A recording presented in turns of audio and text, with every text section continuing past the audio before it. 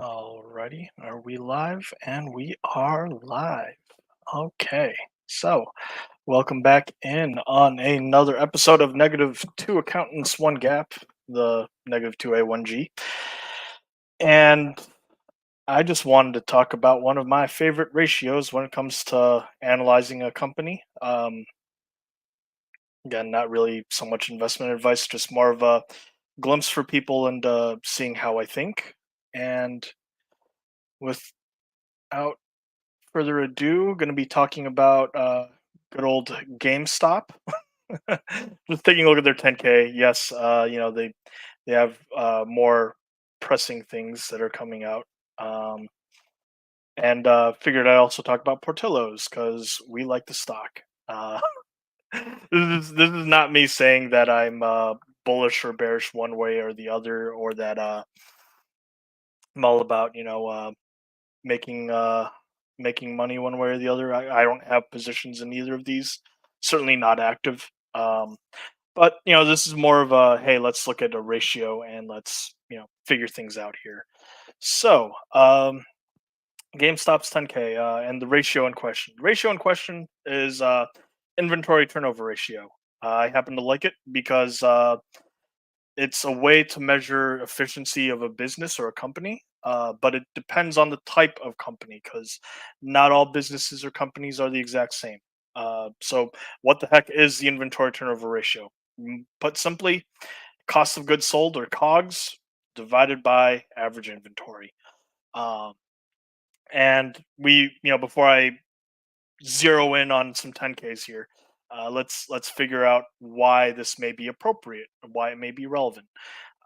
Cost of goods sold. So the component parts of cost of goods sold would be all the direct labor and as far as like materials. So like, say you're a retail company, you buy retail merchandise, you sell or hopefully sell retail merchandise, and and we can see the component parts. Very simple equation here. Starting inventory of the period could be zero if you just started out, brand new company. Could be inventory left over from last month, quarter, whatever periodicity in question. Then you add purchases, and let me double check here because I am a tad bit paranoid that yep, it is shared. Anyways, yeah, so we have starting inventory. Inventory purchases within that period could be month, quarterly, annually, whatever it is. Because again, I don't know if you're an entrepreneur or anything like that. And then you would subtract out inventory. So conceptually, with cost of goods sold is again from an accounting perspective, this is an expense. An expense is recognized as soon as it happens. So if we set aside the ending inventory, we can see our company, has an existing asset inventory at the start and any purchases. And then when you sell something, you no duh are taking something that you own as an asset and throwing it and turning it into a sale or revenue, and your cash operating cash flow. So the like I hopefully like I'm coming across where conceptually it makes sense. Let me just take a look here and see. Oh, hi Greg. Yes, I may or may not have been somewhere. Hello Dex. So yes, cost of goods sold. That's the important part right there. Is where we set the cost of goods sold as the numerator, the thing on top, for our inventory turnover ratio. Um, and average inventory, when it comes to an average inventory, it's very, very simple, very, very straightforward. You take, it could be quarter by quarter. So you could have Q2's average inventory, so that line number of inventory for Q2. And then Q1, you could have, that number for inventory. Add those two together, divide by two because we're only having, two, two, two quarters in question, two specific moments, and so a very simple average. Could be annual, could be in the case of this recording, year of 2023 divide by, or that inventory plus 2022 divide by two. um So the reason why I like this is because inventory is one of those things where, like, for some companies, you don't have inventory, you can't make a sale. Um, just simple simple nature of the business. So, like, hopefully we can maybe not necessarily use revenue, because revenue or sales can be a little bit lumpy, a little bit choppy, whereas cost of goods sold, pretty straightforward. Expense right then and there as it happens, divide by inventory or change in inventory, the average inventory in this case. And we get to see a little bit about the activity. So in that case, if we looked at GameStop, GME, do I just wanted to show that this is the 10K, and yeah, we don't have uh cost of goods sold. Instead, we have cost of sales. But fret not, conceptually, it is the same. We have revenue or sales at the top line. At the very beginning of our income statement or statement of operations, and then we have cost of goods sold or cost of sales, cost of revenue, whatever the terminology is. Ultimately, still the same conceptually. You have gross profit at the bottom, which we do care about, because if you don't have any gross profit, you are in a world of hurt, because how can you have operating income or losses? How can you have net income, or bottom line positive net income or loss? So we're like, this is not necessarily the most conservative of approaches, but it's more of a, hey, we want to zero in and focus just purely about the business. Maybe there's some overhead things that we don't care about or aren't as important. Fine, some pushback is probably warranted, but conceptually, it's a way to take a look at and see how management is and how they operate. Um, so yeah, cost of sales in this case, it still works out, because if we go to my cringeworthy sheet that I forgot to rename to epic bruh moment in caps. Um, best presentation value here. We have an inventory turn ratio of a little over 6. And unlike our liquidity ratios, where, like, yes, there's a little bit of nuance, and yes, it's pretty simple. This one, not so much, because um inventory turnover ratio is not necessarily one where, if it's low, it's immediately horrible, write it off completely. This business is an avoid at all costs. Um, that being said, a high inventory turnover ratio is not necessarily one of those companies where also you avoid or immediately are attracted to just for the sake of it. Like, by itself in a vacuum, it's a pretty worthless ratio. But the reason why I like this ratio is because it adds a little bit more perspective and color when it comes to anything like whatever profit you care about or whatever cash flows you care about. Because conceptually, it's higher inventory turnover, uh, would be one of those things where, like, again, we recognize the sale as it happens. So bigger numerator, generally speaking, bigger ratio at the bottom, all else being equal. Phrase that carries a lot of weight. And one of those things where like, you would want to take that inventory turnover ratio and compare it to profitability. So say, for example, a grocery store. Generally speaking, grocery stores tend to be relatively low margin businesses, uh, but they make up for that in volume. So, you'd expect higher, hopefully higher inventory turnover ratio, because, like, conceptually, that would make sense. A whole bunch of sales and purchases are being made. Uh, Whereas something like, say, maybe you operate a company where you're selling cars, a car dealership in the case of the US.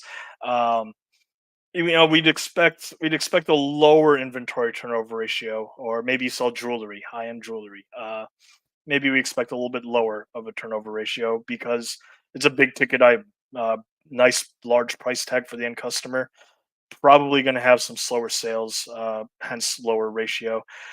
So let me take a bit bit of a breather here, double check if the comments are going on. Nope. So that being said. Yeah, yeah. So GameStop inventory turnover ratio of 6. Uh, is that good? Is that bad? Well, and did I screw up? If we look at a good old ticker, and I'm just using the peasant version of ticker, they also have an inventory turnover ratio. And like you could conceivably do your own modeling and take a look and see how things are. So from an annual perspective, hey, look at that. Inventory turnover ratio got a little bit better. Company, in theory, maybe improving itself just a tad bit, but not as good as 2022. These things happen. And like the way how when you go from an annual perspective or a perspective with 10Ks, you just take the inventory of the previous period, um, which I have laid out here. So the 2024, 2023, take those two, sum them together, divide by two. Um, Pretty straightforward. Whereas, you may think to yourself, well, if you're taking those two periods, which cost of sales or cost of goods would you use? You would use the most recent one, which in this case would be right here, there, simple. You know, ticker did it. You know, for me, it's just a little bit of a rounding thing. Uh, Finch.io, I'm not sponsored by any of these people, by the way. They do it also, much the same.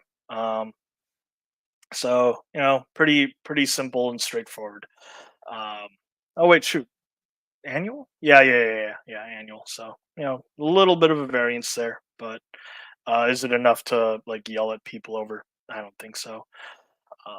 Anyways, so we have that. And we have another company, Portillo's. If you don't know, it's restaurant company, corporate owned. Very important to know. Ownership structure will matter for sure because if we look at a company like McDonald's, their model is very, very franchise, where their inventory is not necessarily the same thing as the local McDonald's that you drive past or maybe go to. I don't judge. Uh, same thing with Chipotle. Majority of their stores very, very corporate owned. So the business and how it operates, very important to make that distinction about as far as the nature of inventory. But thankfully, in this case, we can just go right here and take a look and see what Deloitte, stamped, gave their seal of approval on. We have our inventory right there, and we have, look at that, costs and expenses. They break it down with total operating expenses, restaurant operating expenses. Um, which is perfectly all well and good. So let's go over here and let me double check that everything is going okay over here. Things are going good. That's good. So, much higher inventory turnover ratio. And, it kind of makes sense because people show up to a restaurant far more frequently than they would necessarily buy things like a collectible or things like physical copies of video games and what have you. Um, And in this case, it translated pretty darn close to both ticker, which, for the sake of paranoia and the recording, PTLO, toot. And, we can see that my inventory turnover ratio, pretty close. Yeah, exact same actually. Maybe some difference in the rounding, but, and if we go to that, to FinChat, do efficiency. So for FinChat, you take a look, financials, take a look down, ratios, capital efficiency, boom, inventory turnover, very, very similar. Just rounding as far as that goes. And yeah, yeah, and again, like the ratio by itself doesn't mean much. It doesn't tell you much.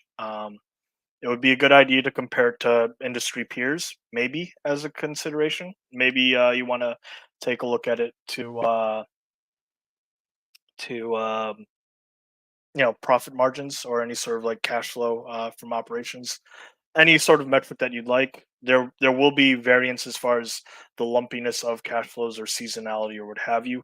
But it's I think it's a nice tool that enhances things if you care about a company and how it fundamentally operates. That being said, much like how I said, higher number doesn't necessarily mean better or worse. Because full and fair disclosure to repeat myself, I don't own these companies. I'm not shorting these companies. I just like keeping tabs on them from time to time, just because I am by nature a curious person. Um, the fundamental point that I want to get at is these ratios, for all their utility, they're not necessarily going to help you out if you just blindly use them. Like, yes, you would like inventory management to be disciplined. That being said, though, there is a balance, much in life, in business, where you would want people to keep that in mind. Maybe your inventory takes time. Maybe there's a lead times to consider as far as like building out inventory and distributing it. Maybe like if you're looking at it from purely from a quarterly perspective, keep in mind, oh, the company says that they do better sales in Q3, Q4. Uh, Maybe that that we should expect inventory to build up. If inventory doesn't build up, maybe there's good reason for management to be cautious, but if they're too much of bean counters or too focused on efficiency or hyper efficiency, then that can effectively undercut whatever sale potential that they have, which would be quite sad. So that there's that to consider. The other thing also is inventory by itself doesn't necessarily always work because the input cost for inventory for the case of GameStop, relatively simple. Game publisher, like has hard copy of game or what have you. GameStop purchases it, sells it, relatively straightforward. Portillo's, like they get potatoes for fries. They have meat for sandwiches and what have you, salads, all the sort of like raw input goods cost. uh, but the cost of inventory is one of those things where, like, if you completely ignore macro, maybe you're blindsided by the fact that that these numbers are skewed and played around with a little bit, where not by any sort of like fraudulent activity. It's more of a hey, inflation has hit the costs of things, and inventory is from a dollar perspective higher than it was previous.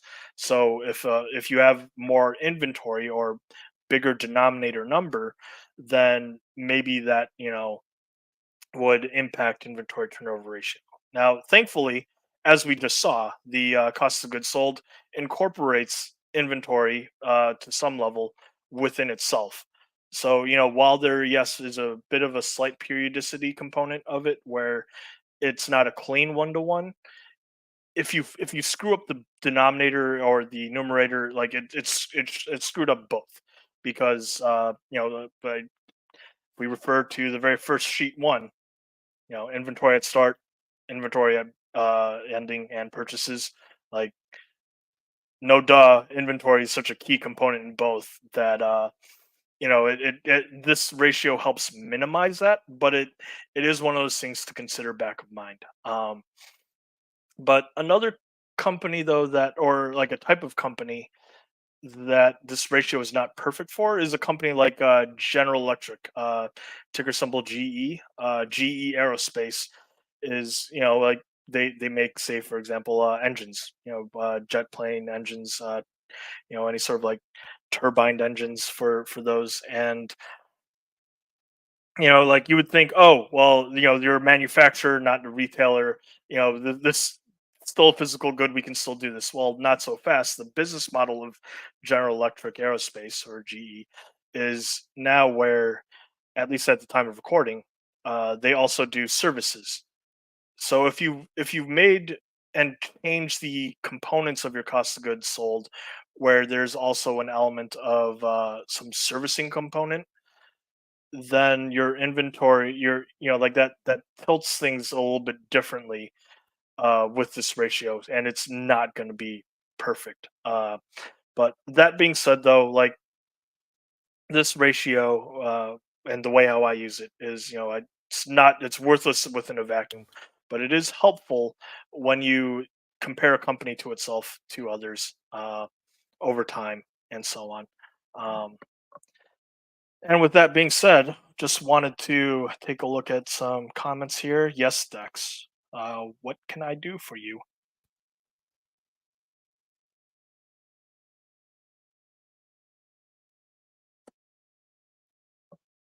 Oh, you unit economics.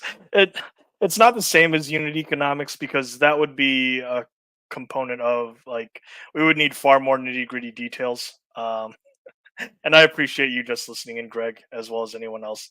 Um, but yeah, yeah, like the what I wanted to get at was investing certainly or speculating. It's definitely not a hard and fast uh, rule set or science necessarily.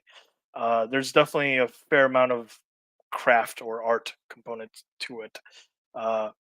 Because like I haven't lived under a rock. I don't think anyone else has lived under a rock. People are aware of meme stocks, and you know, uh, GameStop probably qualifies as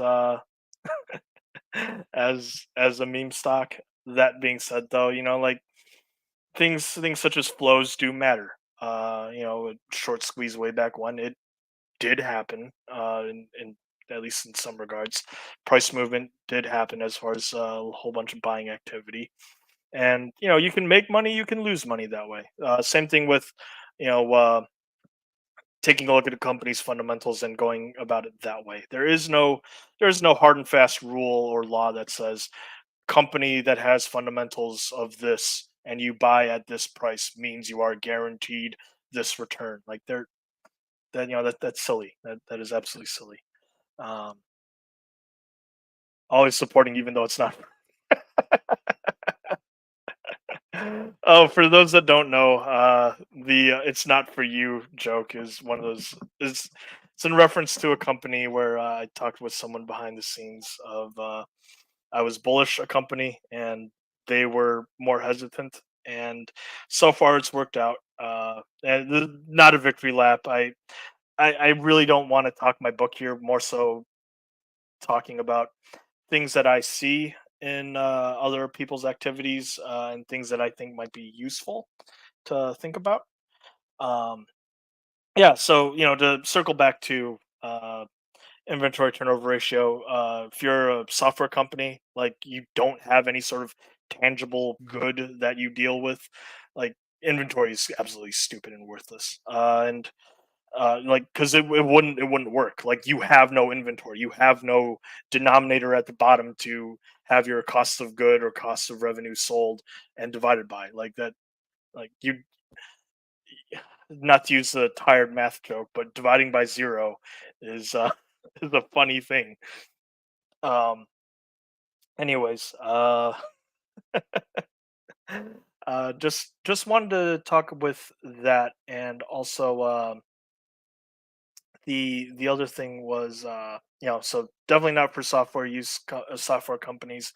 Um, definitely not for probably almost certainly not for a company where the business model changes. General Electric has seen a fair amount of changes over the years, but if what management says is true, that service will be a large component of those revenues going forward, then this ratio has its limitations. So when it comes to a merchandise or retail company or a manufacturer, food for thought. Maybe. That being said, though, things like obsolete inventory, this ratio can be useful for that because if you have a higher inventory turnover ratio and uh, inventory is consistently getting churned through, then you don't need to necessarily worry as much about obsolete inventory. Like, say for example, whatever current generation of iPhone we're listening to is where it is right now. Um, how much money do people expect to like do retailers expect to have for like an iPhone 5 or the very first iPhone? Like maybe as a collectible, but if you're selling that, like, come on, like, come on. Like, are you in the business of selling collectibles, or are you in the business of selling like up to date inventory? Is what I'm getting at. But like for the case of a company like GameStop, if their business model changes, maybe this metric is silly and completely irrelevant. And I am completely open to those arguments because businesses change, people change, and the way we take a look at them should naturally change as well. Like a random example was Adobe way back when, before they would, sell the product and, it was, you got the product and you got to use it for as long as you want. Adobe would update. And then eventually they changed their business models to a subscription based model for a lot of their services.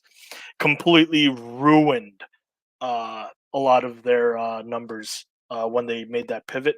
But long run, it worked out for them. At the time of recording, they're not doing as hot. But that being said, though, like it could be argued that this should have happened happened sooner rather than later. So yeah, GameStop, $1 trillion market cap company. We have Dex saying that, not me. Anyways, that being said, I do hope that you found at least some utility out of this live stream. Um, Next one, and I said it before that I wanted to talk about merger risk arb. This is me trying and probably failing at any sort of engagement bait with the algo, but we'll see how this does. Um, but yeah, please do like, comment, subscribe, turn on the notification bell thingy thing. I appreciate everyone for sticking around with me. Hopefully, Andrew will be available. I haven't really heard too much from him behind the scenes as far as like a recording or live. But that being said, though, I will still, work out on getting some material out, and we'll be able to see you on the next one. Hope you all have a good one. Bye.